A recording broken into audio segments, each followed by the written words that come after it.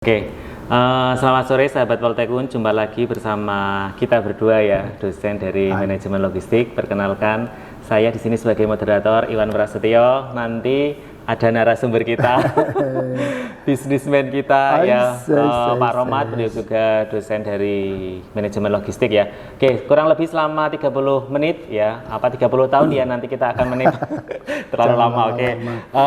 Selama 30 menit kita akan menemani teman-teman semuanya ngabuburit bareng bersama manajemen logistik ya di Politeknik Lulupan Abdiluhur. Hari ini kita akan membahas mengenai Ramadan cuan ya. Bagaimana sih ini kan bulan Ramadan nih, tinggi-tingginya permintaan ya kan. Bagaimana caranya kita sebagai orang-orang manajemen itu berperan aktif di dalam atau untuk mendapatkan cuan di bulan Ramadan ya, khususnya bulan Ramadan ketika permintaan sedang meningkat. Nanti kita akan belajar bareng bersama Pak Rohmat ya, diskusi nanti kalau misalkan nanti ada teman-teman yang bertanya mengenai bagaimana caranya bisnismen. Nah, kita nanti akan belajar bareng dengan Pak Rohmat. Oke, langsung saja kita sapa narasumber kita. Halo Pak Rohmat. Halo Pak Iwan. Akhirnya kita bisa Alhamdulillah bareng kita ya Pak Iwan ya. Oke. Jadi Pak Rohmat, nanti kita akan membahas apa nih hari ini? Ya sesuai tadi yang sudah sampaikan Pak Iwan tadi judulnya ya. Intinya bagaimana kita di bulan Ramadan ini bisa menaikkan cuan. Nah, Oke, baik yang seru sekali buat teman-teman ya. Terutama buat teman-teman yang sudah punya usaha, ya, usaha baik itu UMKM atau usaha kecil-kecilan atau bahkan yang sudah agak-agak gede gitu ya. Kalau yang belum punya usaha mungkin bisa jadi apa namanya referensi lah, belajar awal untuk nanti bisa memanfaatkan momen di bulan Ramadan ini Pak Iwan. Gitu ceritanya Pak Iwan. Jadi yang pertama kita gali ini apa Pak? Bagaimana animo masyarakat sih? Ya, jadi gini ya, kalau ini sedikit ini tuh ya, intermezzo dulu ya, atau mungkin intro dulu lah ya. Kalau selama ini kan Ramadan identik dengan bulan penuh berkah, bulan penuh permintaan. Ya itu. Dari segi agama itu bulan 1000 bulan penuh pahala, semua amal ibadah dilipat gandakan. Nah, kalau saya memandang dari segi tadi ekonomi, bisnis itu ini juga bulan di mana cuan atau keuntungan juga dilipat gandakan Pak Iwan. Jadi nggak kalah dengan pahala, kita juga bisa dapat keuntungan atau cuan yang berlipat ganda di bulan Ramadan ini. Tadi Pak Iwan sampaikan di sini bulan penuh dengan permintaan. Betul. Permintaan yang biasanya cuma sedikit di bulan suci ini atau menjelang bulan suci ini luar biasa kenaikannya gitu Pak. Jadi perlu kita sebagai pelaku usaha itu kita perlu memanfaatkan momentum ini, jangan sampai lewat, itu aja sepertinya Pak Iwan. Nah, kalau menurut saya ya ini saya tadi malam sudah sedikit melakukan riset kecil-kecilan lah ya, kecil-kecilan, dan berdasarkan pengalaman saya mengelola bengkel juga dan ada toko juga. Jadi di bulan puasa itu betul-betul permintaan akan naik ya, dari semua sektor ya, mau produk maupun jasa. Nah, kalau saya pribadi itu ini Pak Iwan, membagi puasa ini menjadi 3 bagian. Nah, dalam aspek ekonomi ya, bukan aspek ibadah kan ada 10 malam pertama, malam kedua, gitu juga ada sama menjelang Ramadan, ketika Ramadan sama akhir Ramadan. Nah, gitu Pak Iwan. Jadi kenapa seperti itu? Karena tidak dipungkiri bahwa banyak usaha, terutama UMKM itu sales per tahunnya atau pendapatan per tahunnya itu malah yang paling gede itu didapatkan di bulan suci Ramadan. Ada yang sampai 50% pendapatan setahun itu disumbang di bulan Ramadan itu. Jadi kalau kita nggak bisa manfaatin bulan ini, ya mungkin kita akan kehilangan minimal ya 50% atau 30% pendapatan kita kan. Eman-eman gitu Pak Iwan, gitu ceritanya. Ini seharusnya peran orang-orang manajemen ya ini ya. Ya, betul Pak Iwan. Jadi seperti tadi saya sampaikan, saya bagi menjadi 3. Yang pertama itu sebelum Ramadan, menjelang Ramadan. Yang kedua itu ketika Ramadan itu sendiri, ya saat minggu pertama sampai minggu kedua. Yang ketiga itu menjelang akhir bulan puasa.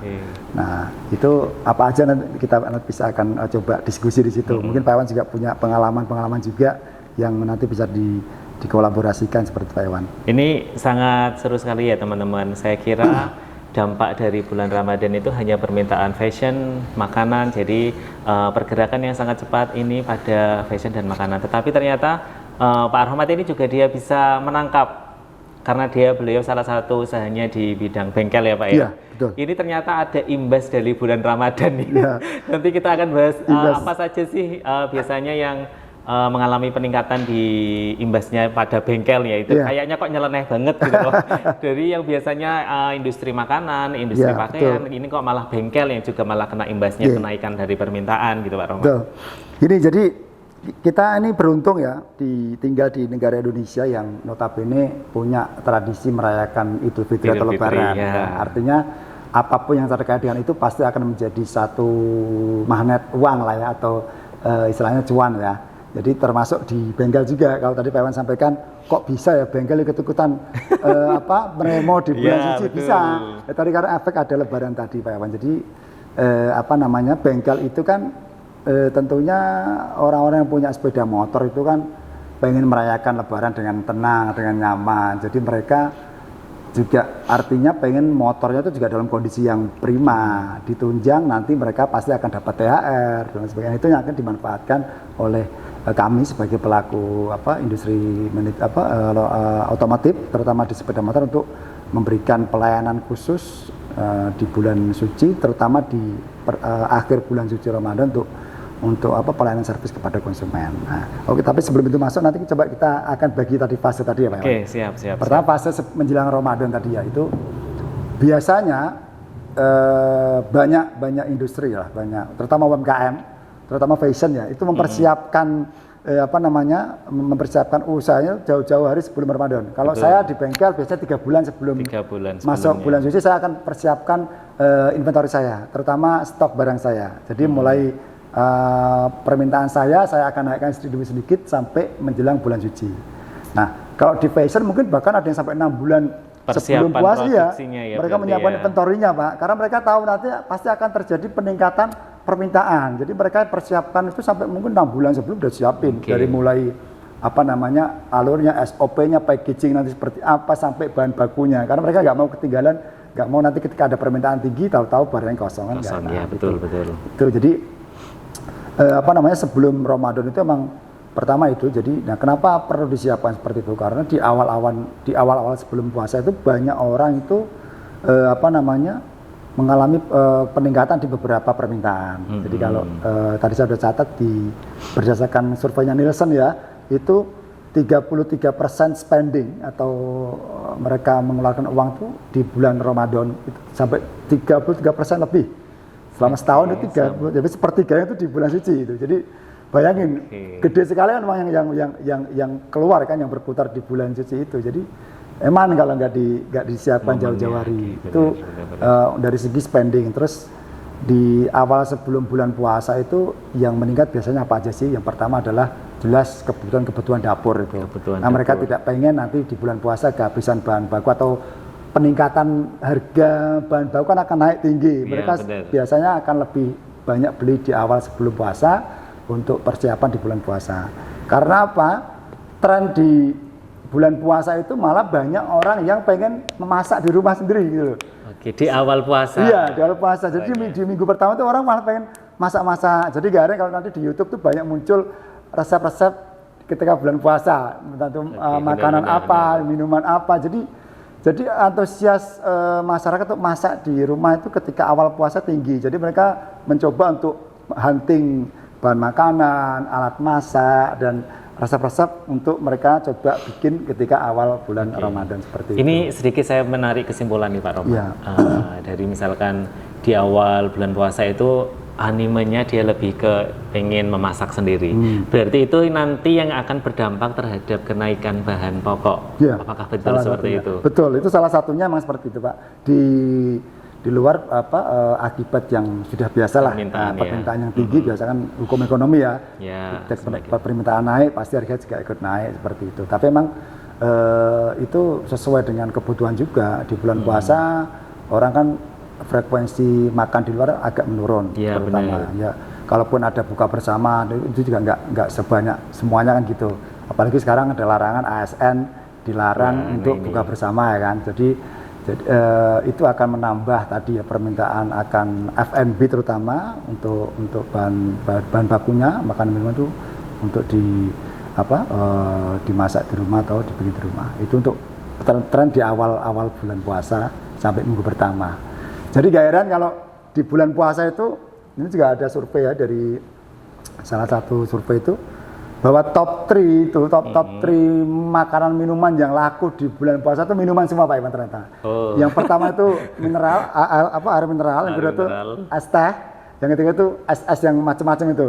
Yang makanya kalau kita sekarang lihat di jalan-jalan itu kalau kita cari takjil itu kan semuanya minuman berjejer kan ya. Saya melihat kalau misalkan kita mau cari takjil itu, kalau misalkan kita mencari nasi ataupun makanan berat itu malah jarang. Tapi yang ada itu gorengan, betul, ya. Aneka es. Oke, berarti gitu. Animenya lebih ke situ ya, kalau betul. Misalkan di awal-awal puasa ya. Jadi itu lebih kepada fase pertama. Artinya apa? Kita sebetulnya bisa spending time untuk sebelum puasa itu bisa mulai melihat siklus konsumen kita ketika puasa itu apa sih gitu. Jadi kita kumpulkan banyak data untuk kita bisa mengambil kesempatan bisa ikut mendapatkan cuan di situ. Kalau emang di awal puasa seperti ini berarti kita fokus ke jualan ke apa gitu. Nanti mungkin fase keduanya apalagi kita fokus ke apa gitu Pak Iwan. Jadi sebetulnya data itu penting sekali. Jadi sebelum puasa kita selain tadi menyiapkan inventory kita juga harus kembali melihat data dulu. Perilaku konsumen kita terus pas puasa seperti apa sih gitu. Nah, tadi di fase pertama mereka banyak belanja bahan makanan untuk masak di rumah, takjil mereka beli di luar kan enak gampang gitu. Kalau bahan makanan tadi Pak Iwan bilang makanan berat di luar kok jarang mereka banyak masak di rumah emang sebetulnya seperti itu. Yang pertama. Bisa. Nah, di sini teman-teman peranan manajemen logistik ya, terutama bagaimana kita caranya melakukan inventory kalau teman-teman bagi yang sudah punya wirausaha atau berwirausaha sendiri di rumah. Terus bagaimana caranya kita meramalkan ya animenya yang seperti apa, permintaan yang tinggi itu di apa. Nah, kita harus bisa menangkap peluang-peluang itu untuk mendapatkan cuan ya di bulan Ramadan. Terutama tadi dari pengalaman Pak Rohmat, dia malah bahkan bengkel pun mengalami peningkatan ya permintaan. Beliau juga merencanakan bagaimana caranya melakukan persediaan jauh-jauh hari, bulan-bulan jauh hari sebelum hari H bulan puasa seperti itu. Kemudian ini fase kedua Pak Iwan. Fase keduanya. Kalau tadi fase pertama kan fase sebelum puasa sama awal puasa ya. Fase kedua itu fase-fase ketika itu puasa sendiri, puasa is coming ya, puasa is happen ya, terjadi puasa. Sudah terjadi. Itu mulai ada pergeseran kebutuhan masyarakat ya. Jadi yang tadinya tuh banyakkan di F&B, makanan minuman ya, terus masak-masak di rumah. Nah, di fase-fase ini tuh yang masak-masak masih berjalan. Jadi mereka masih mencari resep-resep banyak di YouTube, di macam-macam. Jadi channel YouTube yang ngasih resep pasti akan tinggi ya. Kemudian, tapi sekarang udah mulai ke fokus masakannya sekarang masakan yang untuk berbuka, jadi masakannya tematik lah ya. Masakan tema puasa kayak kolak, beberapa es buah itu, itu resepnya apa gitu ya. Itu masih jalan. Dan yang baru lagi adalah mungkin di beauty lah. Di kecantikan atau di fashion. Nah, itu mulai sekarang beauty itu mulai masuk. Jadi terutama untuk cewek-cewek itu biasa mulai ke skincare-nya bagaimana, terus fashionnya bagaimana. Iya, karena mereka akan sekarang mulai mencoba mencari-cari tempat-tempat belanja online yang cocok ya, untuk persiapan nanti Lebaran. Jadi di minggu kedua atau di fase kedua ini lebih kepada menu-menu spesifik tadi, dan yang selanjutnya adalah kepada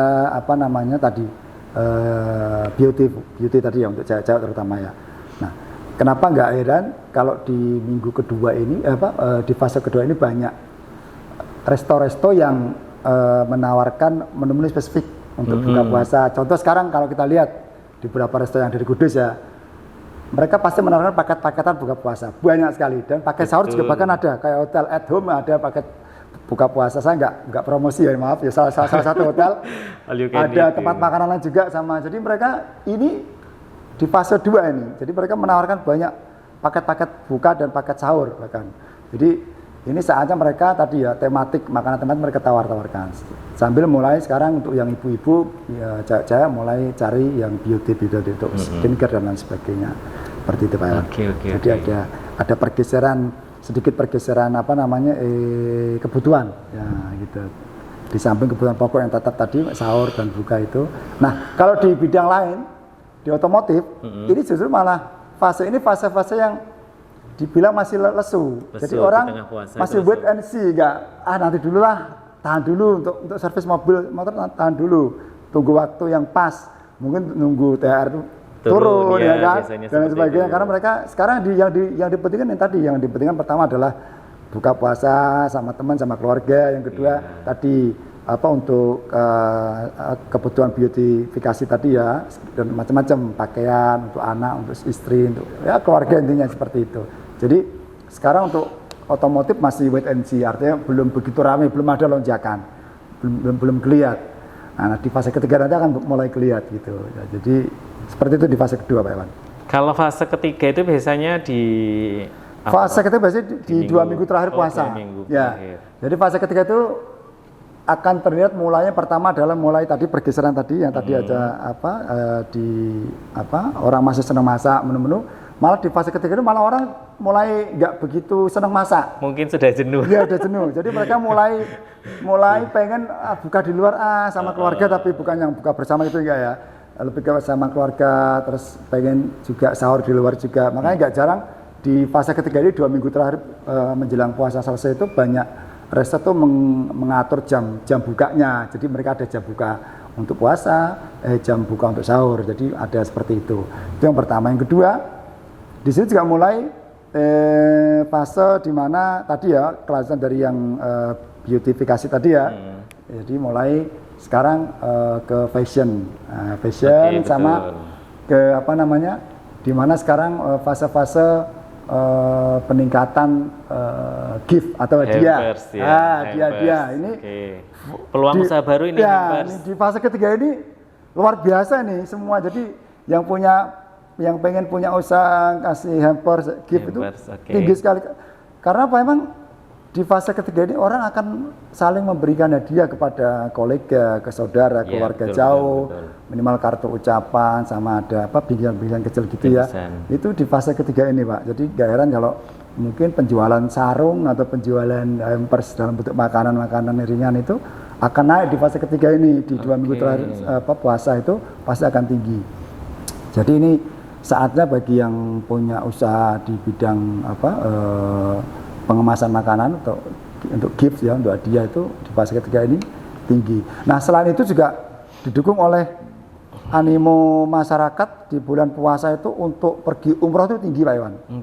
Nah, umroh itu kan juga biasanya orang ngasih gift, olah-olah umroh gitu kan. Nah, padahal olah-olah umroh kan sekarang nggak harus bawa dari Mekah gitu kan.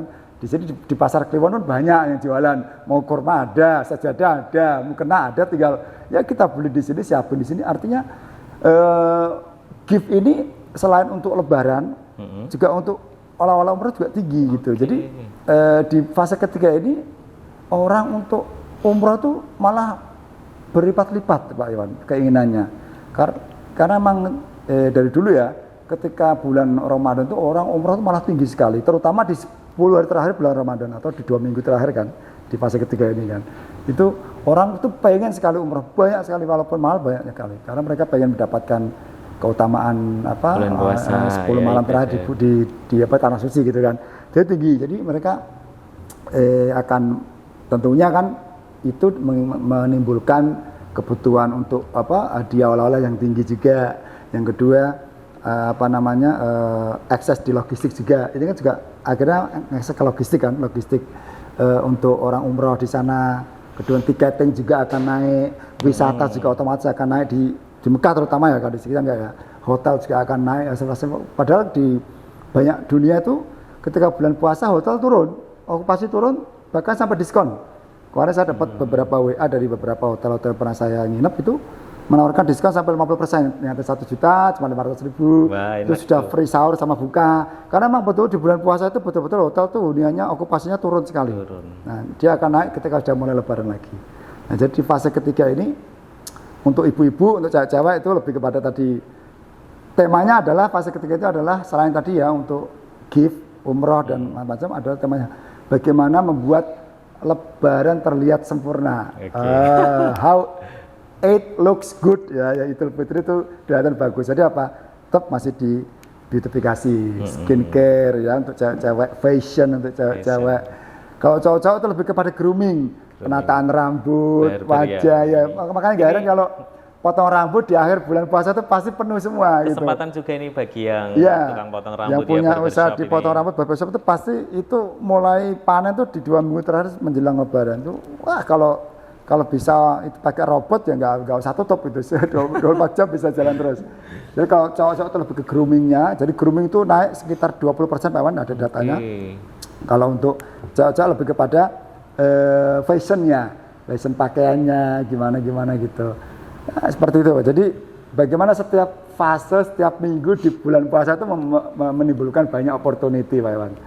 Selain tadi ya permintaan yang naik, juga emang bulan puasa membawa berkah sekali gitu buat pelaku usaha, terutama UMKM gitu. Oke, sangat menarik nih teman-teman. Ya, sedikit saya informasikan bahwa di Politeknik Rukun Abdi Luhur ini kita sedikit melenceng ke pembicaraan kita ya. Narasumbernya capek teman-teman. Sedikit informasi bagi teman-teman yang ingin mendaftarkan di Politeknik Rukun Abdi Luhur ya.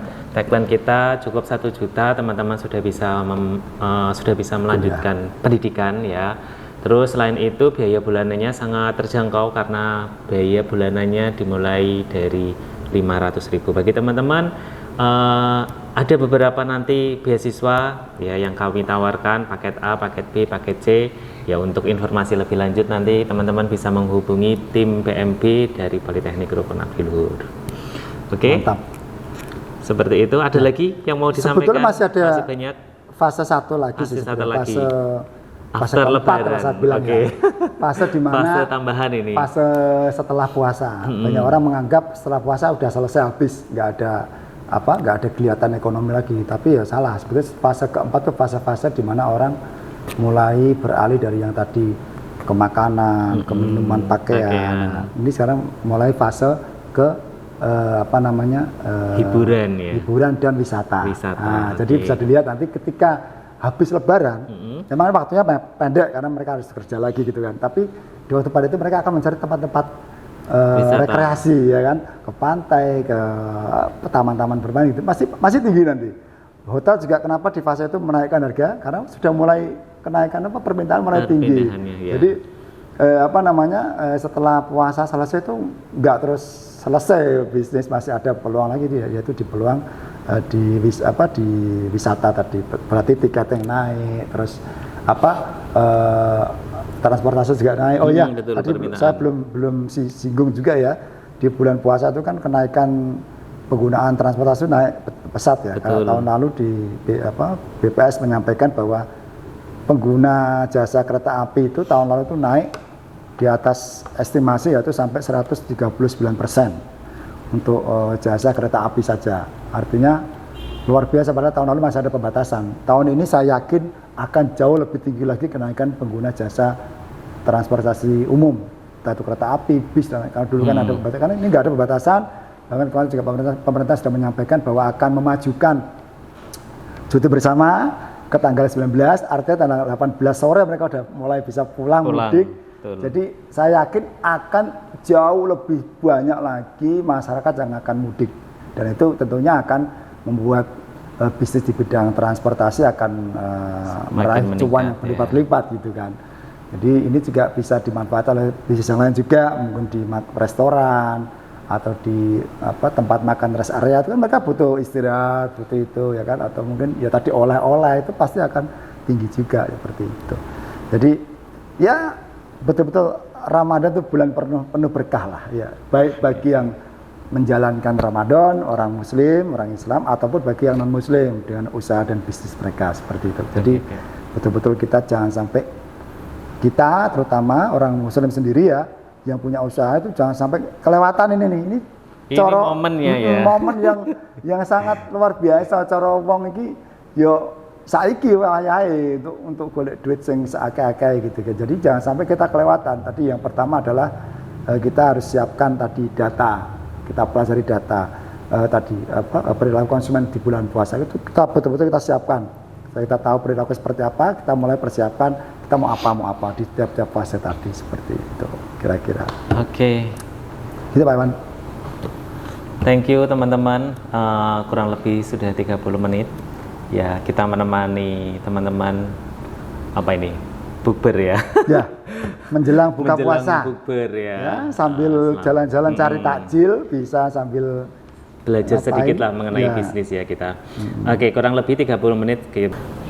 Oke, terima kasih teman-teman sudah menyempatkan menyaksikan podcast ya Politeknik Politeknik Podcast.